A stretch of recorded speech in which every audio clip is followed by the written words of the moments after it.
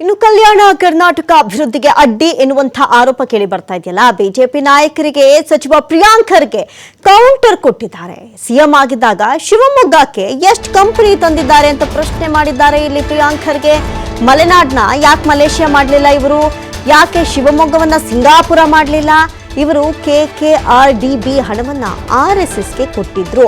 BJP ವಿರುದ್ಧವೇ ಇದೀಗ ಪ್ರಿಯಾಂಕ್ ಖರ್ಗೆ ನೇರ ಆರೋಪಕ್ಕೆ ಮುಂದಾಗಿದ್ದಾರೆ. ಮಲೆನಾಡ್ನ ಯಾಕೆ ಹಾಗಾದ್ರೆ ಮಲೇಷ್ಯಾ ಮಾಡಲಿಲ್ಲ ಅನ್ನುವಂಥ ಪ್ರಶ್ನೆಯನ್ನ ಕೇಳಿದ್ದಾರೆ. ಒಂದ್ ಕಡೆ ಈಗ ಕಲ್ಯಾಣ ಕರ್ನಾಟಕಕ್ಕೆ ಏನು ಅಭಿವೃದ್ಧಿ ಮಾಡಿಬಿಟ್ಟಿದ್ದಾರೆ, ಇವ್ರುಗಳೇ ಅಡ್ಡಿ ಅನ್ನುವಂಥ ಆರೋಪ ಏನ್ ಕೇಳಿ ಬರ್ತಾ ಇತ್ತು ಬಿಜೆಪಿಗರಿಂದ. ಈ ವಿಚಾರಕ್ಕೆ ಸಂಬಂಧಪಟ್ಟಂತೆ ಬಿಜೆಪಿಯ ನಾಯಕರಿಗೆ ಇದೀಗ ಸಚಿವ ಪ್ರಿಯಾಂಕ್ ಖರ್ಗೆ ಕೌಂಟರ್ ಕೊಡ್ತಾ ಇದ್ದಾರೆ.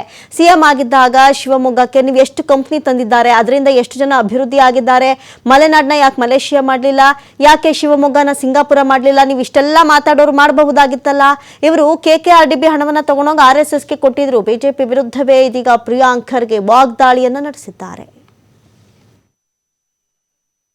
ಸಾಧ್ಯ ಇಲ್ಲ, ಇವ್ರಿಗೇನ್ ತಲೆ ಕೆಟ್ಟಿದೇನ್ರಿ?